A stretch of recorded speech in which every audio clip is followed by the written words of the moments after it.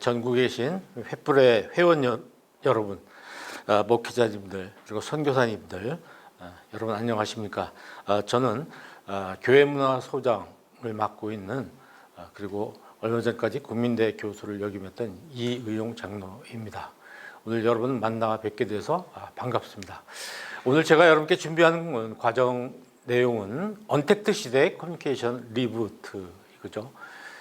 그것을 저는 조금 더 풀어서 동굴에서 광장으로 라는 제목으로 오늘 여러분과 함께 이야기를 좀 나누고자 합니다. 동굴, 광장 많이 들어보셨던 이야기인지 모르겠습니다. 여러분 자동차가 있는데 고장이 났습니다. 고장이 났을 때 시동을 계속 걸어도 소용이 없죠. 시동 거는 게 이제 부트인데요. 그럴 때는 근본적인 문제를 좀 해결한 다음에 시동을 걸어야 리부트 해야 엔진이 이제 제대로 움직이고 자동차가 정상이 되는 겁니다. 지금 우리 교회와 그리스도인들이 신앙 전반의 여러 가지 문제들을 한번 해결하고 리부팅을 하기에 아주 좋은 그런 기회가 아닌가 저는 그렇게 생각을 합니다. 그래서 우리 횃불회에서 여러 가지 그 리부트를 아마 이번에 강좌를 준비한 것 같은데 그 중에서 저는 그 소통이라는 부분, 커뮤니케이션 부분의 리부팅이 굉장히 중요하다. 그 부분을 여러분께 좀 말씀을 드리고자 합니다. 우리가 정말 교회가 결론은 동굴에서 광장으로 나와야 된다는 말씀입니다. 그 얘기는 우리 교회가 지금 동굴 안에 좀 갇혀 있다. 그 얘기죠. 또 교회라는 것이 결국은 우리 그리스도인들인데 우리 그리스도인들이 삶 속에서 너무 동굴 안에 들어가 있다는 이야기입니다. 오늘 네 가지를 말씀드리고자 하는데 이제 첫 번째는 사회화라는 부분입니다. 두 번째는 소통의 사중주에 대해서 말씀드리겠습니다. 사중주라는 게 말하기, 듣기, 쓰기, 읽기이죠. 이게 소통의 사중주인데 다소 기술적인 부분이지만 이 원리를 좀 우리가 알아야 될 것 같아서 말씀드리고자 합니다. 그리고 이제 우리가 어떻게 해야 될 것인가 하는 그 대안으로서 삼박자 왈츠 소통을 한번 해보자. 여러분들 아마 처음 들으시는 이야기일 것 같아요. 그리고 마지막으로 지금은 뉴 노멀 커뮤니케이션 시대다. 그러니까 이렇게 해봅시다. 이렇게 네 가지를 말씀드리고자 합니다. 먼저 그 사회화라는 이야기를 해드리고 싶은데요. 여러분 사회화라는 것은 다른 학문에서도 많이 쓰고 있는데 아마 많이 들어보셨을 거예요. 우리 인생은 어머니 뱃속에서 시작하잖아요. 그 뱃속이 동굴이잖아요. 그 동굴 안에서 있다가 세상에 나와서 엄마, 아빠를 만납니다. 요즘은 뭐 아빠는 조금 뒤에 만나고 간호사를 제일 먼저 만나는 거 아닌가 그런 생각도 듭니다만은 어쨌든 그리고 이제 같은 길을 받고 태어났다. 그래서 동기라고 이렇게 얘기하지 않습니까? 형제나 자매 그리고 이제 남매 어쨌든 그 가족들을 만나면서 점점 그 범위를 확산시킵니다. 할머니도 만나고 할아버지도 만나고 그리고 이제 친구들하고도 만나게 되고 자라면서 학교도 가고 유치원도 가고 학교도 가고 점점 사회 속으로 이렇게 확장시켜 나가는 것이죠. 이게 자기만의 동굴의 세계가 점점 넓어지는 것을 의미합니다. 이것을 우리는 이제 전문 용어로 사회화 과정이다 이렇게 얘기하거든요. 여러분도 아마 이 사회화 과정을 거쳐서 오늘 현재의 상태에 이르고 있을 거라고 저는 생각을 합니다. 그러면서 우리는 소리도 내고요. 그리고 몸짓도 하고요. 아주 어렸을 때는 제일 먼저 소리를 내지 않습니까? 그다음에 이제 몸짓을 하고 배가 고프면 막 울고 그다음에 이제 언어를 사용해서 말을 하게 되고 그렇게 해서 자기 생각 또는 자기 감정을 이제 표현을 합니다. 뿐만 아니라 다른 사람이 그렇게 하는 걸 또 이해하면서 그죠? 그러면서 점점 사회화가 발달되어 가고 또 발전되어 가는 거죠. 물론 이건 이제 사람에 따라서 그 속도가 상당히 다른 상황이 됩니다. 그러니까 이제 이것은 뭐냐면요. 어머니 뱃속에서 동굴, 그 동굴에서 세상으로 나오는 것, 그것만 꼭 의미하는 건 아닙니다. 그 공간이 바뀌었다.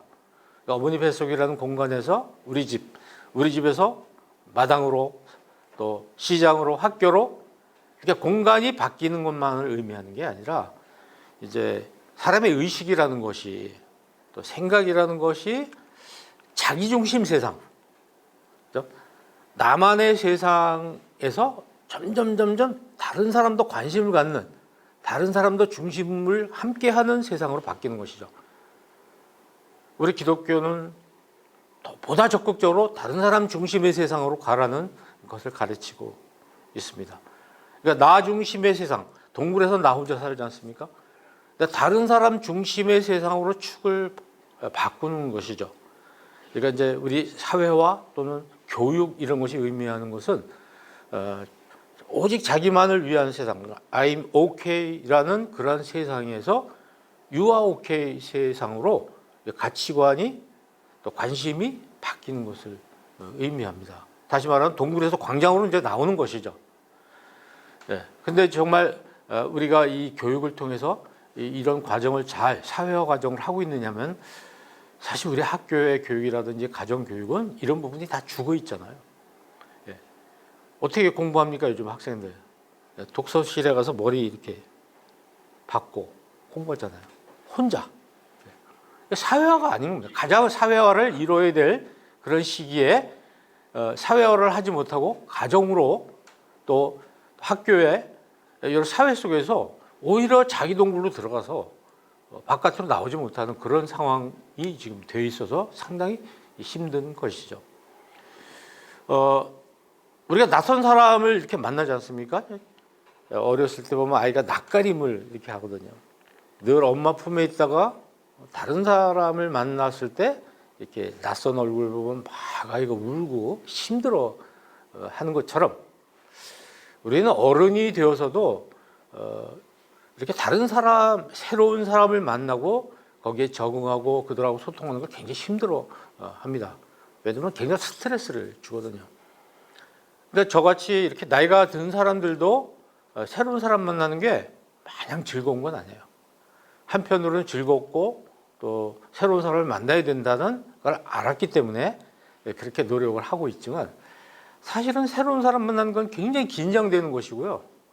굉장히 복잡한 과정이 있죠. 내가 다 이렇게 상대방한테 노출되어야 되고 또 그 사람한테 예의를 지켜야 되고 그 사람이 나를 어떻게 생각할지 걱정되고 그래서 자기만의 동굴에서 그냥 살아가는 사람들이 굉장히 많아요. 그래서 나이가 들고 성장했는데도 불구하고 자기 동굴에서 계속 살아가는 사람들이 굉장히 많습니다. 우리 모두는 다 어느 정도는 그런 사람이라고 생각을 하죠. 어떤 사람이냐면 늘 같은 공간에 있는 사람들이 그렇습니다. 뭐 아침에 일어나서 하루 종일 같은 공간에 있다든지 출근해서 같은 공간에 있다든지 거기서 같은 사람을 만나는 사람, 늘 반복적으로 만나는 사람들, 그리고 같은 일을 매일 합니다. 똑같은 일을 반복해서 오늘도 내일도 그렇죠. 그러니까 이런 사람은 다른 공간에서 다른 사람하고 다른 일 하면서 사는 게 무지무지 힘든 거예요. 다른 공간으로 이동하는 것 자체가 힘들고요. 다른 사람들 만나는 게 아주 스트레스가 생기고 또 다른 일, 안 하던 새로운 일을 하는 게 굉장히 벅차고 힘들잖아요. 그렇다고 해서 우리가 자기 동굴에서 나오지 않으려고 한다면 우리는 늘 광장에서 살아가기가 점점 더 어려워지는 그런 존재가 되고 있는 거죠. 여담이지만 사람들하고 사회생활하면서 이야기를 해보면 어떤 사람들이 가장 그 소통이 잘 되느냐면요. 그 여행을 많이 해본 사람들이 제가 보기에는 제 경험에는 그렇습니다. 소통이 잘 됩니다. 여러 나라를 다녀보고 여러 문화를 겪고 새로운 사람들을 만나보고 다른 언어권에 가보고 그러니까 내가 생각하고 있는 게 절대적인 게 아니구나 하는 것을 잘 아는 거예요. 그래서 다른 사람하고 쉽게 이렇게 융화가 되는데 늘 같은 공간에 오랫동안 사람들도 별로 만나지 않고 만나도 늘 반복적으로 만나고 일도 같은 일만 하는 사람들은 도대체 다른 공간이나 다른 사람 만나고 다른 일을 하게 되면 그 적응하기가 굉장히 어렵습니다. 어떤 사람들인가요? 전문가, 학자, 예술가 이런 사람들이 바로 그런 사람들이죠.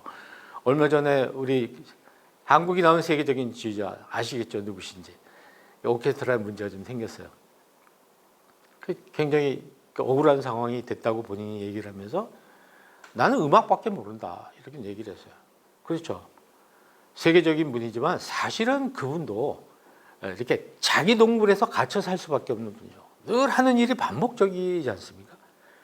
그래서 이제 정치인들이라든지 고위 관리 이런 사람들, 또 회사에 굉장히 높은 자리에 있는 사람들, 이런 분들은 인해 장벽에 갇혀 있거든요. 만날 수 있는 사람이 한계가 있는 거예요. 늘 자주 보는 그 자기 주변의 사람들하고만 대화를 하고 그들을 보면서 그 조직 전체의 상황을 파악을 하는데 거기서 굉장히 많은 문제가 생기죠. 현장에 안 가보니까. 그래서 옛날에 왕들도 이렇게 좀 변장을 하고 사회 속으로 들어가서 일반 서민들하고 이야기도 해보고 사람들이 살아가는 모습도 보고 그랬다는 것이죠. 그게 필요합니다. 우리 아이들 아까도 말씀드렸지만 집, 학교, 학원밖에 안 다니잖아요. 이 아이들은 늘 반복적이고 하는 일도 똑같고 뭐 어떤 문제가 생기냐면 바로 아까 얘기한 동굴의 삶을 살게 된다는 거죠. 뭐 행정고시, 뭐 사법고시 이런 고시들이 많이 있었고 또 변화되고 있지만 5년, 6년, 7년을 계속 심지어 어떤 분은 10년 가까이 그 고시 공부하느라고 그 동굴 속에 들어가도 혼자 공부하는 이런 분들. 이런 분들이 나왔을 때 사회에서 다른 사람들하고 정상적인 의사소통을 하면서 살아갈 수 있을까? 사회화가 가능할까? 이런 걸 많이 보게 됩니다. 그렇게 되면 사회하고 소통을 잘 못합니다.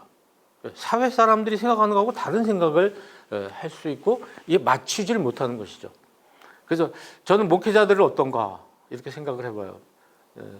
우리가 이제 이런 강의를 듣고 그러면요, 자기가 생각하는 거하고 똑같은 걸 강사가 얘기해줘서 역시 내 생각이 맞다 그러면 자기 생각을 굳히는 거, 그거는 별로 좋지 않다고 생각해요. 오히려 강사의 얘기를 들어보니까 지금까지 내가 생각하고 있는 게 조금 좀 부딪혀오고 약간 마음이 불편하다. 뭐 그렇다면 여러분 은혜 받으시는 거 아닌가 이렇게 생각을 하는데, 도대체 우리 목회자들을 위해서 누가 어떤 이야기를 해주겠어요? 쓴소리를 누가 해주겠어요? 목회자들에게 쓴소리를 해줄 사람이 없어요. 그러니까 결국 목회자들은 사회화가 잘 안 될 가능성이 높은 거예요. 늘 같은 공간에서 같은 사람들만 만나고 늘 같은 활동만 하잖아요. 그러니까 목회자들은 사실은 본인들만 모르지 다른 사람이 볼 땐 굉장한 그 동굴 안에 갇혀 있을 가능성이 굉장히 많다는 겁니다. 특히 그 개교회 목회하시는 목회자들은 특히 그렇죠. 근데 반면에 선교사님들은 안 그런 것 같아요. 제가 만나본 선교사님들은 거의 뭐 사업가 같은 그런 어떤 다양한 어떤 능력도 있고 소통도 되고 좀 그런 경향이 있다. 반드시 그렇다는 건 아닙니다만 그렇게 다르다는 걸 말씀드리는 거예요. 자, 동굴형 인사들은 어떤가요? 그러니까 자기하고 다른 사람을 만나는 거 싫어요. 안 만나려고 그래요. 저는 가끔 목사님들이 설교 드리면서 목사님이 자기 동창들하고 관계 다 끊고 친구들하고 다 끊고 뭐 좀 그렇게 얘기를 하시는데, 아니 왜 고등학교, 중학교, 대학교 그 동창들하고 왜 관계를 끊습니까? 그 사람들 왜 안 만납니까? 동창회 왜 안 나갑니까? 이해할 수가 없어요, 저는. 이게 제 생각이니까 여러분 그냥 한번 들어보시기 바랍니다. 그 이야기를 나눌 수가 없어요. 거기 가면 화제가 공통된 부분이 없는 거예요. 그러니까 안 나가는 거예요, 거기. 자, 벌써 사회화가 점점 중단됐다는 얘기입니다. 경험의 세계가 다르고 공통되는 부분이 좁으니까 뭐라 그럴까, 만나서 할 얘기가 없는 거예요. 상대방 이야기에 배경 지식 없죠? 흥미 없죠? 또 옆에서 술 마시죠? 술 안 마시니까 정말 심심하고 재미없는 거예요. 이건 목사님들만 그런 게 아니고 우리 직장인들도 마찬가지라는 거예요. 크리스찬 직장인들이 직장 있는 사람들하고 같이 어울리지 못하는 이유가 뭐예요? 관심사가 다르고 특히 술 먹어야 되고 같이 노래 부르고 놀아야 되는데 그게 잘 안 되는 거죠.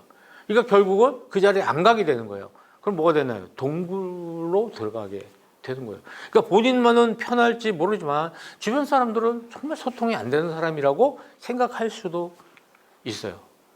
그러니까 이제 이야기를 하다 보면 어느 한 사람은 자기 세계의 이야기를 막 하는데 상대방은 못 알아듣고 또 저 사람 이야기할 때 나는 못 알아듣고 이야기가 겉도는 것이죠. 저는 우리가 인생을 풍요롭게 살기 위해서는 중단 없는 사회화를 해야 된다 이렇게 생각을 합니다. 다른 종교에 있는 사람들하고도 소통을 해야 되고요. 왜 안 합니까? 왜 상종을 안 합니까? 제가 어느 글에서 보니까 어떤 분이 전철을 타고 가는데 그 앉아서 성경책을 이렇게 들고 있는 분이 계신데 이분이 약간 무거운 짐을 들고 있었어요. 그분은 스님이었습니다. 그분이 쓴 글이었어요. 참 대단히 섭섭했다는 얘기입니다. 그 살짝 좀 받아주면 좋았는데 성경책을 가지런히 무릎에 놓고 자기 짐을 바라보지도 않으며 또 마치 무슨 전염병이라도 걸릴 것 같이 그렇게 본인을 취급을 하는데 굉장히 불쾌했다는 얘기를 어느 글에서 제가 읽었어요.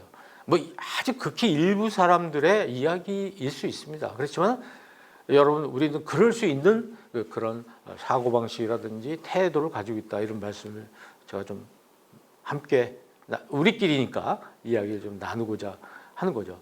끊임없는 사회화가 필요하다는 말씀을 드리고 싶어요.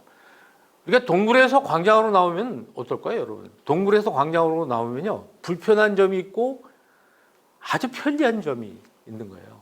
그러니까 즉 사회화가 되면요 불편한 게 있고 막 스트레스가 와요. 아주 즐거운 게 있는 거예요. 새로운 세상이 또 기다리고 있어요. 그러니까 우리는 어떻게 해야 되느냐? 스트레스가 없는 세상, 굉장히 불편한 것이 무엇인가 살펴보고 이제 그렇지 않고 좋은 것이 무엇인가를 우리 한번 생각해 보자고요. 이게 굉장히 불편해요. 다른 사람하고 소통을 해야 돼요. 말하고 들어야 되는 거예요. 귀찮아, 아주 무척 귀찮은 일이죠. 나 혼자 그냥 가만히 있고 싶은데 다른 사람하고 말을 해야 되는 거예요. 그리고 생각하는 것도 그렇고 행동하는 것도 그렇고 태도도 그렇고 나하고 달라요. 굉장히 불편해. 왜? 나하고 다르니까 그렇죠. 다른 사람은 말이죠. 나와 다르다는 뜻이잖아요. 그 사람에게 나도 다른 사람이에요. 그다음에 갈등이 생겨요. 여러분 혼자 살다가 자취하다가 여러 사람이 같이 있는 하숙을 한다고 생각해 보세요. 하숙을 해보면 신발을 놓는 위치 제각각이지. 그죠? 밥 먹고 치우는 방법 다르지. 휴지 아무데나 버리지. 옷 아무데나 걸지 않고 놓지. 모든 게 나하고 달라요. 어떤 룰이 있는데 그 룰을 지켜야 되고요. 무엇보다도 동굴에 있을 때 나 혼자 있으니까 복장이 자유로워질 수 있는데 이건 뭐 옷을 입어야 되잖아요. 날 가려야 돼요. 어느 부분은 날 감춰야 되는데 어디까지 감출 것이냐 이게 늘 갈등이 되는 거예요. 심지어는 이 사람이 내 어떤 소지품, 중요한 소지품을 가져가지 않을까. 그래서 뭐 둘이서 하숙하다가 소지품이 없어져서 상대방을 의심하고 이런 일도 생기잖아요. 심지어는 나를 해칠까 봐 두렵고. 그러니까 굉장히 스트레스가 오는 거예요. 이게 동굴에 있으면 이런 일이 없는데 동굴에서 사람들이 많이 있는 곳에 나가면 이런 문제가 생기는 거죠. 그러나 유익한 점도 있어요. 바깥으로 나가면 뭐가 좋습니까? 다른 사람과 소통을 할 수 있는 게 굉장히 좋은 거예요. 아까 그 사람은 소통할 사람이 있어서 불편했는데 이 사람은 굉장히 다양한 사람들하고 소통을 할 수 있으니까 이게 얼마나 좋아요. 그리고 첫째 외롭지가 않아요. 심심하지가 않아요. 무엇보다도 내가 필요한 거 다른 사람한테 도움을 받을 수 있고요. 또 다른 사람이 필요로 하는 거 내가 별로 필요 없는 걸 갖다 줄 수가 있어요. 저도 이제 얼마 전에 새로운 곳으로 이사를 갔는데 거기는 이렇게 재활용품을 언제든지 꺼내 이렇게 놓도록 이렇게 버리고 그렇게 할 수 있도록 되어 있어요. 전에 살던 곳은 무슨 요일날 이렇게 하루를 정했는데 지금은 늘 재활용품이 나와 있는데 사람들이 자기가 쓰지 않는 걸 다 내놔요. 그럼 평일에 지나가다가 거기 관심이 갑니다. 눈길이 가서 이렇게 보면 우리 집에 꼭 필요한 건데 저걸 가져가야 되겠다. 벌써 화분을 몇 개 가져왔는지 몰라요. 또 저희 집에 있는 걸 내놓으면 잠시 후에 가보면 또 누군가 가져가는 거예요. 도움을 주고 도움을 받을 수 있죠. 몰랐던 걸 알게 있어요. 책도 볼 수 있고 다른 사람의 강의도 들을 수 있고 다른 사람의 어드바이스도 들으면서 모르는 걸 알게 되는 거죠. 무엇보다도 그러다 보니까 세상을 바라보는 안목이 굉장히 넓어지는 거예요. 친구도 많아지고 그리고 좋은 짝을 만나서 사랑도 할 수 있어요. 결혼도 할 수 있고 이게 얼마나 좋아요. 그러니까 어떻습니까? 하루하루 사는 게 굉장히 즐겁죠. 행복하고. 어떻습니까? 똑같은 상황인데도 한 사람은 이게 불편하고 한 사람은 너무 좋은 거예요. 그래서 불편한 사람은 어떻게 돼요? 점점 다시 동굴로 들어가요. 좋은 사람은 더 넓은 광장으로 나와요. 더 많은 사람이 모인 곳으로 갑니다. 요즘 젊은이들 중에서 카페에서 공부하는데 혼자 공부하면 잘 안 되니까 사람이 많은 곳에 나와서 공부를 하는 거예요. 정말 이해가 안 가는 거죠. 근데 그게 사실은 맞거든요. 독서실에 가서 머리 박고 공부하는 나라 우리나라밖에 없을 거야. 아마 OECD 중에서 다들 열린 공간에서 공부합니다. 같이 대화하고. 독서실이 조용한 나라도 별로 없을 것이고요. 도서관 같은 데가 조용한 곳이 없어요. 또 이스라엘 사람들이 모인 도서관 가보면 막 와글와글 같은 책을 놓고 둘이 앉아가지고 서로 막 토론을 합니다. 시장 바닥이 되는 거죠. 그게 공부 아니겠어요? 어쨌든 간에 동굴에서 광장으로 나오는 것이 힘든 사람은 다시 동굴로 들어가는 거죠. 그렇지 않은 사람은 광장으로 나오고. 여러분은 동굴로 들어가려고 하는 사람입니까? 광장으로 나오려고 하는 사람입니까? 그런 생각을 한번 해보자는 겁니다. 자, 이제 두 번째 챕터에서 말씀드리고 싶은 것은 말하기, 듣기, 쓰기, 읽기라는 이 네 가지가 소통에서 굉장히 중요하죠. 결국 따져보면 말하기, 쓰기라는 것은 나를 표현하는 거고, 듣기, 읽기라는 것은 상대방의 표현을 내가 이렇게 수용하는 것이잖아요. 그래서 이걸 통해서 우리는 서로 공유합니다. 내가 가지고 있는 생각이라든지 뭐 이런 것들이 다 함께 공유가 되는 거죠. 그래서 소통을 어떤 분은 전달하는 거다 이렇게 얘기를 하는데, 전달한 결과가 소통입니다. 그래서 소통이 굉장히 기독교에서 중요한 것이 성찬식이 커뮤니온, 이거 성찬식도 소통이란 말에서 나온 거거든요. 예수님과 하나님과 우리 사이에 이거 소통이고, 관계라는 게 이게 다 소통이에요. 어쨌든 자기 생각을 상대방한테 표현하고 상대방의 생각과 감정을 내가 이렇게 전달받아서 결과는 뭐냐면 공유하게 되는 거죠. 저 사람 머릿속에 있는 거, 마음속에 있는 거가 나한테도, 내 마음속에 머릿속에 있는 것이 저 사람한테도 같이 동시에 공유되는 것이죠. 그래서 이제 말하기, 듣기, 쓰기, 읽기라는 것, 다시 말하면 나를 표현하고 상대방의 표현을 받아들이는, 이거는 소통의 근육이에요. 근육. 이 근육이 잘 돼야지 말하자면 광장 생활을 할 수가 있어요. 여럿이. 근데 이게 잘 안 되는 분은 광장 생활을 거부하는 거죠. 불편해하고 굉장히 힘들어하죠. 이게 말하기를 통해서 나를 공개하는 거예요. 내 얘기를 많이 함으로써 상대방이 나를 알게 되잖아요. 근데 듣기, 상대방이 어떤 이야기를 막 할 때 잘 들어보면요, 상대방을 알게 될 뿐만 아니라 그 이야기 속에서 거기 그 사람에게 비친 내 모습도 엿보게 돼요. 이게 굉장히 중요한 부분입니다. 그러니까 나는 내가 알고 있는 나를 얘기하는데 상대방이 알고 있는 나는 모르잖아요. 남에게 비친 내 모습이 그 사람과의 이야기 속에서 살짝 비치는 걸 봐요. 그래서 이야기를 많이 듣는 사람은 내가 누군지 알아요. 근데 얘기를 듣지 않는 사람은 내가 누군지 잘 몰라요. 그래서 경청이 중요한 이유 중에 하나는 상대방도 알게 되지만 그걸 통해서 나도 알게 된다. 그러니까 우리가 듣기가 굉장히 중요하다는 얘기는 그래서 나오는 겁니다. 자, 말하기가 있고 듣기가 있잖아요. 여기 그림에 나온 대로 말하기를 잘하는 사람이 있고 밑에는 말하기를 안 하는 거예요. 듣기 잘하는 사람이 있고 듣기를 안 하는 사람이 있는 거예요. 그러면 이 공간은 말도 잘하고 남의 말도 잘 듣는 사람이죠. 이 사람은 정반대 사람이에요. 굉장히 폐쇄적인 사람이에요. 자기 말도 안 하고 남의 말도 듣지도 않아요. 자, 이 경우는 극단적인 겁니다. 뭐 다시 말하면 이제 첫 번째 있는 저 부분은 굉장히 이상적인 거고, 맨 밑에 있는 이 반대 방향은 정말 문제가 심각한 상황입니다. 자, 이건 뭔가요? 자기 말을 안 하고 남의 말만 들어요. 이게 뭐예요? 간첩이죠, 간첩. 간첩은 자기 얘기는 자기는 드러내질 않아요. 자기를 공개 안 하면서 남의 얘기만 다 수집하는 친구들 중에도 이런 사람들이 있어요. 자기는 뭐 하는 거야? 직업이 뭐야? 동창회 만났는데 말을 안 해요. 근데 남에 대해서는 다 파고 있어요. 우리 교회도 자기는 밝히지 않으면서 자기 소식은 전하지 않으면서 교회 온갖 그 공동체 모든 사람들의 이 얘기 저 얘기를 종합 수집해서 사람들에게 이렇게 보도하는, 제 주위에도 그런 사람들이 있어요. 자기 교회 교인들을 샅샅이 출석도 다 불러요. 누구는 뭐 수요일 예배 안 나왔더라, 누구는 주일에 안 나왔더라, 다 파악합니다. 그 집에 무슨 일이 있더라. 그러니까 그 사람을 통해서 온 교회 소식이 다 전달되는 그런 뉴스 메이커도 있죠. 이 사람은 자기 말만 하고 듣질 않아요. 지금 제가 바로 이 유형 아닙니까? 여러분하고 이야기를 하는데 여러분의 얘기는 듣지 않고 저는 이 방송을 통해서 여러분에게만 이야기를 하고 있잖아요. 예, 그래서 이름을 제가 한번 지어봤어요. 이 사람은 광장형입니다. 그럼 저 정반대는 무슨 형인가요? 동굴형이죠.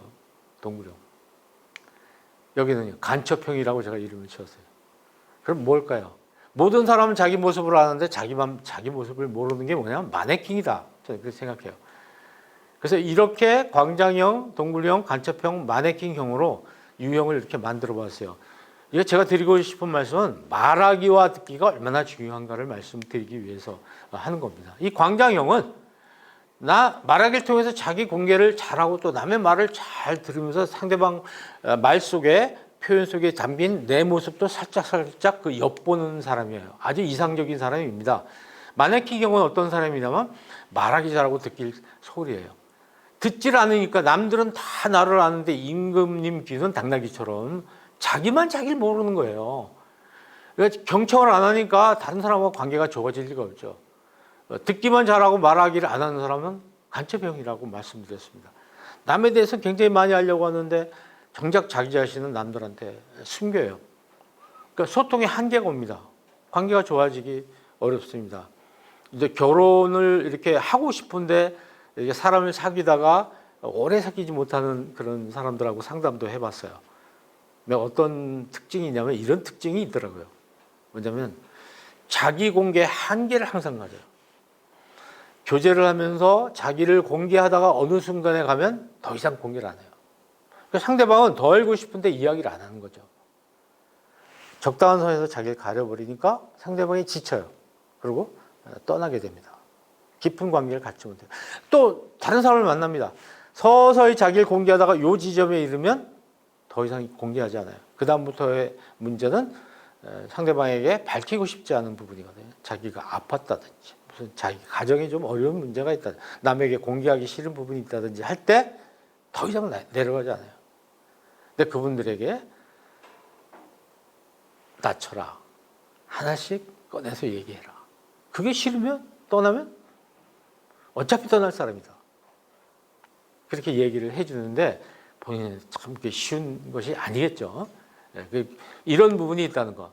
근데 동굴형은 뭐 아까 말씀드린 대로 자기 세계에 갇혀 사는 사람이에요. 그러니까 세상에 편한 사람이죠. 남에게 말 안 해도 되고 안 들어도 되고 신경 안 써도 되고 규칙 안 지켜도 되고 그냥 관계가 없어요. 자기 혼자 살아요. 다른 사람하고 소통이 전혀 이루어지지 않고, 그러니까 어떻습니까? 자기가 모든 걸 해결해야 돼요. 자기 손으로, 자기 힘으로. 남들에게 살짝 물어보면 쉽게 도움받을 수 있는데 그런 거 싫어요. 자기 혼자 그걸 다 해야 되는 동굴형이라는 것이죠. 저는 우리 교회와 그리스도인들이 이 동굴형이나 아까 말씀드렸던 마네킹형, 이런 형이 아닌가 이런 생각을 한번 해볼 때가 있습니다. 저같이 강의를 하는 사람들, 또 학생들을 많이 가르치는 분들, 또 설교하시는 분들, 이분들의 문제점은 듣기 근육이 굉장히 약하다는 거예요. 듣는 것, 다른 사람의 이야기를 듣는 것이 굉장히 약해져요. 듣는 게 약해지니까 어떤 문제가 생기냐면은 그들에게 비친 내 모습을 보지 못할 수가 있어요. 강의를 듣는 학생, 설교 이런 분들도 말하기 근육이 너무 약해져요. 저는 한국교회 교인들의 문제점은 이 말하기 근육이 너무 약해져 있다는 거예요. 자기 생각을 말하는 능력이, 생각하는 능력이 너무 극도로 취약해져 있어서 죄송합니다만 목사님들의 말씀만 믿고 자기 생각이 없는 거예요. 그러니까 듣기와 말하기 근육이 적절히 골고루 이렇게 발달돼야 건강한 사회생활을 할 수 있다는 말씀을 드린 것이죠. 그래서 저는 목사님들한테 좀 말씀드리고 싶은 게, 사람의 관계라는 것은 서로 노출이 돼야지 관계가 생기는 거예요. 자신을 노출해 상대방이 알 수 있고, 그래 관계가 생기잖아요. 교인들도 마찬가지예요. 교인과 교인도 서로 노출을 해야 되는데, 우리 공동체에서 보면요, 어느 선 정도 이렇게 살짝 보여주고 나머지는 노출을 시키잖아요. 공동체 아닙니다. 우리 한국에 엄청나게 큰 교회들이 많고 그렇지만 커뮤니케이션이 이루어지지 않고 있거든요. 그러니까 어느 큰 교회 목사님이 KTX를 타고 갔는데 앞에 있는 분이 아주 친절하더라는 거예요. 본인이 큰 교회 목사님이라는 것도 알고 있는 것 같고, 그러면서 본인이 가지고 있는 과일을 깎아서 대접을 한 거예요.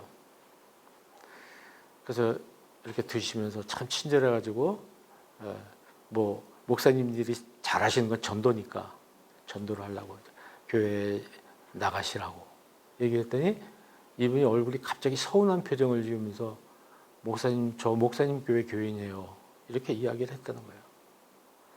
그분이 그 이야기를 어느 텔레비전 프로에 나와서 하는 걸 제가 들은 적이 있습니다. 이게 공동체입니까? 네, 이게 공동체 아닙니다. 아는 게 없어요. 릴레이션, 관계가 없어요. 그러니까 커뮤니티가 아니죠. 커뮤니티는 가족이 대표적인 커뮤니티거든요. 가족. 그것도 아주 정상적이고 건강한 가족이 커뮤니티죠. 우리가 커뮤니티라는 말을 너무 많이 쓰는데 정말 그 안에 있는 사람들이 커뮤니티가 되려면 서로 굉장히 잘 알아야 돼요. 목사님에 대해서 잘 알아야 되고요. 목사님은 교인들을 잘 알아야 됩니다. 그리고 교인들과 교인들이 서로 잘 알아야 돼요. 그렇다고 개인정보를 다 오픈해야 된다는 얘기는 아닙니다. 우리가 그리스도인이라는 신앙의 어떤 기반, 이걸 서로 잘 알아야 되고요. 그리고 이제 또 많은 부분을 서로 노출할 수 있는 관계가 돼야 되는데 신뢰관계가 형성이 안 되고 누가 누군지 모르니까 감추는 거예요. 그러면 도시에 걸어가는 사람 100명하고 교인 100명하고 어떤 차이가 있겠는가 한번 생각해 보자는 것이요.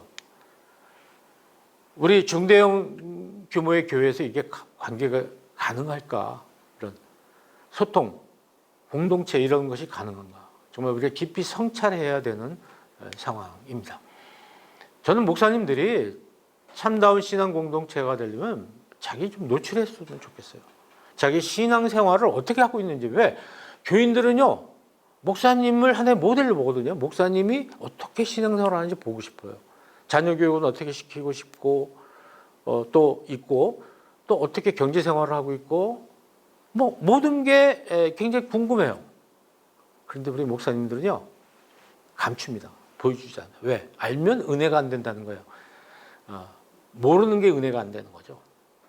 왜 알려주지 않습니까? 왜 공개하지 않습니까? 이게 소통이 굉장히 중요한 문제예요. 근데 교인들은 목회자의 삶을 좀 배우고 싶은 것이지 목회자가 말씀하시는 내용 그걸 듣고 싶은 건 아니에요. 그건 방송에서도 많이 볼 수 있는 거 아닙니까? 그래서 저는 목사님들이 자기의 삶을 감추고 연예인처럼 이 강단이란 무대에서 말로만 많은 걸 이렇게 가르치고 이것이 얼마나 효과가 있을까 그런 생각을 해보는 겁니다. 연예인들은 철저하게 자기를 가리잖아요. 평상시의 삶을 보여줘야 되는 것입니다. 나는 이런 괴로운 문제는 누구에게 다가올 수 있는데 나는 이렇게 해결합니다. 그러니까 여러분 이렇게 하십시오 하고 말하는 것이 그 살아있는 설교가 되어야 되는데 다 감춰요. 그리고 입으로만 얘기하는 거예요. 뭐 거듭 말씀드리지만 제가 조금 쓴소리 하는 거 여러분이 공부하시는 입장에서 또 이런 말 듣기가 힘듭니다. 또 이해 관계가 있는 분들은 이런 얘기를 잘 안 해요.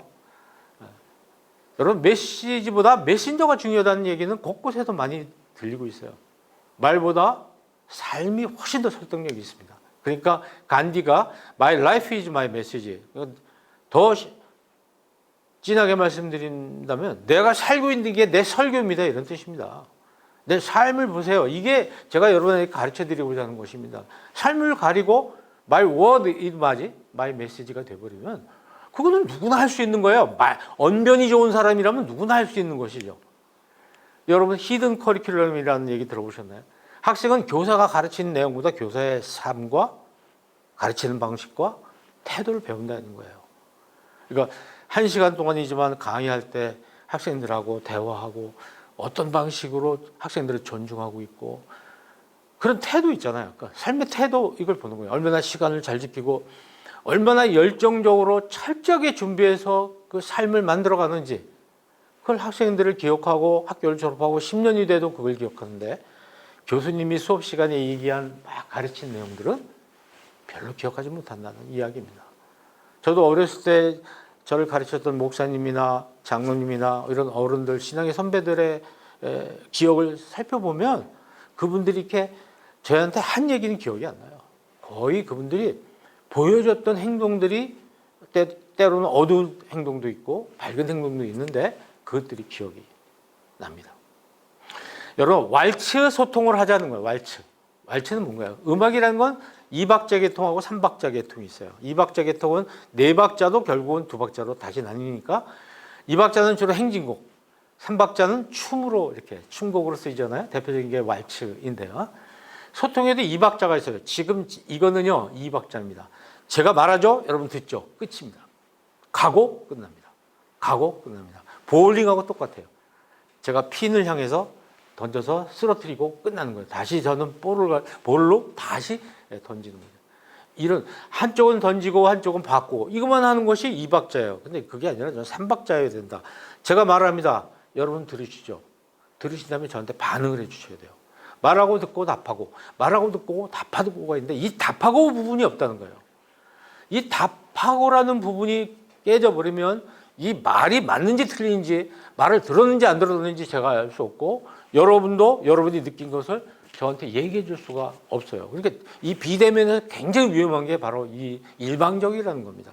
마치 우리가 오프라인에서 이렇게 뭐 설교를 하고 예배를 드리고 이렇게 하지만 그거나 이 온라인이랑 뭐가 달라요? 한번 생각해 보세요. 어차피 거기서도 말하고 끝이에요. 그럼 구태여 예배당에 가서 앉아서 예배를 드릴 의미를 사람들이 찾을 수 있을까 하는 문제가 생기는 거죠. 제가 왈츠 소통이라는 말을 쓰는데 이것도 긍정적인 응답만을 요구하는 2박자 소통이라는 거죠.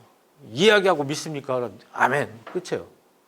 그중에는 궁금한 게 있는데 물어볼 방법이 없어요. 비판하고 싶은데 비판 못해요. 생각할 시간 주지 않아요. 답을 말해버려요. 질문, 이의제기가 있는데 막혀 있어요. 이런 소통 문화에서는 대학이나 이런 학교에서도 학습이 이루어지질 않아요. 이건 뭐 우리 고전에서도 상당히 많이 나오는 거죠. 여러분이 학문이라는 게 학문이 무슨 뜻입니까? 학, 배울 학, 문, 질문하는 거예요. 자기가 스스로 익히고 물어보는 게 학문이란 말이죠. 그러니까 건강한 공동체가 잘 이루어지지 않아요. 그 교회 내부에서 다소 우리들끼리 비판하고 긍정적인 의미에서 비판을 해주고 그래서 문제를 해결하고 그럼 될 것인데 이게 교회 안에서 문제를 해결이 안 되니까 이게 교회 바깥으로 이것이 나가서 굉장히 큰 문제로 비화가 되고 법정으로 가고 지금 여러분들 기독교인이 아닌 일반 비신자를 대상으로 한 조사에서 교회와 그리스도인에 대한 신뢰도가 9%로 추락했습니다. 이 9%는요 정말 이건 대단한 충격이 아닌가 이런 생각을 해보는 거죠. 성경 공부나 설교도 저는 궁금증을 남겨서는 안 된다는 거예요. 물어보게 해줘야 돼요. 근데 질문을 봉쇄하고 묻지 마세요. 어느 아직 짧은 연륜에 있는 목사님이나 전도사님들은 성경 공부하면서 질문하지 마세요. 저 아직 잘 모르거든요. 이렇게 얘기를 하는데 같이 질문하고 주고받으면서 투웨이 커뮤니케이션을 하면서 왈츠 소통을 한다면 같이 배우는 거죠. 질문하는 사람도 오래 신앙생활한 교인들한테 배울 생각을 해요.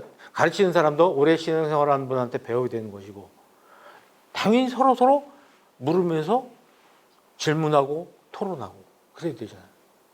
왜 이게 안 이루어지고 일방적으로 얘기하고 이 사람은 그 얘기 100% 받아들여야 되는 이런 것이 우리 사회에 어디 있습니까? 이것은 정말 우리 교회가 빨리 시급히 가르쳐야 되고 저는 이제 교사들이나 목사님들한테 강의할 때마다 말씀드리는 게 질문을 받지 않으려면 가르치지 말아야 된다는 거예요. 질문에서 모르면 모른다고라도 답을 해줄 수 있어야 되는 것이죠. 의사결정도 마찬가지예요. 교회에 여러 가지 의사결정 기구들이 질문과 토론이 없어요. 그냥 일사천리예요. 특히 여러 세대, 여러 전문 분야의 대표자들이 골고루 이렇게 참여하는 의사결정 구조가 되어야 되는데 오늘 뭐 저도 거기 해당되니까 말씀드린다면은 60대 중심의 당회가 중심으로 하는 의사결정 구조가 도대체 지금 이렇게 다양화되는 디지털 세대의 어떤 생각과 의견 이걸 받아들일 수가 있습니까? 담을 수가 있느냐? 저는 굉장히 이걸 우리 교회에 시급한 과제가 아닌가 이런 생각을 해봅니다. 지금은 뉴 노멀 시대거든요. 뉴 노멀에서도 커뮤니케이션도 뉴 노멀 커뮤니케이션 시대가 되었어요. 새로운 시대가 된 거죠. 뉴 노멀이라는 게 뭡니까? 지금까지의 기준이 이거를 기준이 바뀌는 거죠. 우리나라가 지금 일본의 시각을 동경 시각을 쓰고 있잖아요. 표준 시각을. 북한이 얼마 전에 30분 이게 늦췄나요? 북한이 일본보다 30분 늦춰서 쓰고 있었죠. 그게 이제 그들에게 뉴 노멀이죠. 지금도 아파트 평수를 얘기할 때 우리는 평이라고 얘기하는데 저는 다른 분들은 젊은 분들은 세제곱미터로 이렇게 얘기를 제곱미터로 얘기를 하잖아요. 몇 넓이가 어떻게 되느냐. 그러니까 킬로그램, 관, 근으로 따지려 이게 기준이 달라진 거예요. 그리고 우측 통행, 좌측 통행도 지금 달라졌죠. 우리가 걸어갈 때 사람이 오른쪽에 가거든요. 만약에 이제 제가 옛날에 패러다임이라고 할 수 있는 옛날 노멀로 한다면 어떻게 됩니까? 저는 좌측 통행을 하는 거죠. 그러니까 우측 통행하는 사람하고 부딪히게 되어 있는 거예요. 지금 곳곳에서 이 노멀과 뉴노멀의 갈등이 굉장히 심해지는 거죠. 과거에는 BC, AD로 이렇게 시대를 나눴습니다. 예수님 시대를 중심으로 이렇게 나눴는데 요새는 뭐 그렇게 안 하죠. BC, Before Corona, AC, After Corona. 그 정도로 최근에 상황이 굉장히 달라졌어요. 여러분 지금 우리에게 도도히 흐르고 있는 변화의 물결이 뭡니까? 4차 산업혁명이잖아요. 그 4차 산업혁명이 도도하게 몰려오고 있었는데 여기에 우리나라의 경우에 특히 좀 급한 빠르기가 있는 사회인데 여기에 코로나가 오면서 4차 산업혁명 중에서 특히 통신 분야가 굉장히 빨리 진전이 됐어요. 그래서 뭐 요즘 우리 삶의 환경이 굉장히 달라졌잖아요. 여러분 그런 거 많이 느끼시죠? 그러니까 언택트라는 말을 쓰는데 우리 이제 횃불에서도 지금 이 말을 쓰고 있더라고요. 이거 사전에 안 나오는 거 아시죠? 이런 영어 없습니까? 이거 우리나라가 만든 거예요. 언택트라는 말. 컨택을 자라서 언택트로 만들어요. 아마 사전에 새로 편입돼야 될 그런 단어가 아닌가 생각이 되는데. 대면 소통이 안 되니까 언택트란 말을 쓰는데 약간 문제가 있는 단어죠. 왜냐하면 비대면도 소통이거든요. 그래서 컨택이 안 되는 건 아니라고요. 비대면이라는 것. 그래서 우리는 보통 입과 코, 귀, 눈, 피부 접촉 이런 오감을 통해서 소통을 하잖아요. 오감을 통해서 나와 바깥 세계에 있는 다른 사람하고 소통을 하는 겁니다. 그래서 거기다가 표정을 더하잖아요.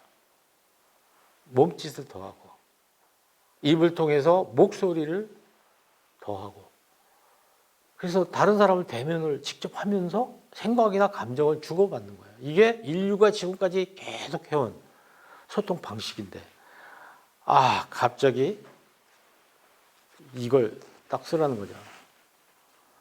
이렇게 되면 우리가 지금 당장 막히는 게 뭐냐면 말하는 게 잘 전달이 안 되는 거예요. 그러니까 입을 막아버리는 거죠. 입이 막히니까 상대방의 귀가 별 볼 일 없어지는 거예요. 또 어떤 문제가 생기나요? 표정을 볼 수가 없어요. 지금 웃는 건지 우는 건지 기분 나빠하는 건지 알 수가 없어요. 자, 마스크 하나가 나타나면서 소통이 굉장히 위기를 맞게 된 거예요. 거기다가 거리 두기까지 하는 거죠. 이제. 가까이 가지 말라는 거예요. 거리 두기를 한다는 것은 접촉을 못 한다는 거죠. 피부를 통해서 스킨십을 하고 교인들 만나서 악수를 하고 심지어는 포옹도 하고 그런 걸 일체 못해요. 대신 뭐가 생겼어요? 의심이 생긴 거예요. 의심. 그래서 제가 산책을 하는데 산책을 하다 보면 앞에서 사람이 오잖아요. 그 사람이 옆으로 이렇게 삐져요. 그럼 저도 이쪽으로 이렇게 삐져요. 그래서 서로 이렇게 만날 때 이렇게 만나서 가는 거예요.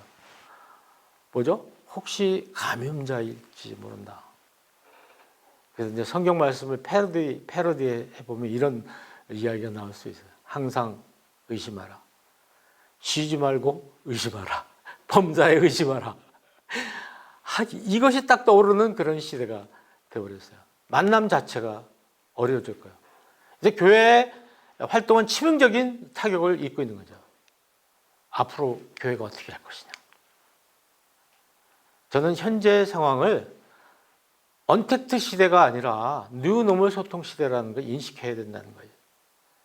그래서 전화라든지 유튜브, SNS, 화상회의 이런 것들이 우리한테 쓰이고 있는데 이거를 우리 교회에서 온라인 예배라든가 이런 걸로 많이 정착시켜 나가고 있잖아요. 이걸 통해서 우리가 시간과 공간이라는 장벽을 적극적으로 줄이는 쪽으로 활용해야 된다. 앞으로 이제 백신이 보급되고 바이러스가 좀 퇴치된다면 어떻게 될 것인가? 저는 과거를 회귀하지 않는다고 생각해요. 이 상태가 상당히 갈 겁니다. 온라인 예배 계속 해야 될 것 같고요. 왜냐하면 이 방식에 상당히 익숙해져 있기 때문에 그렇습니다.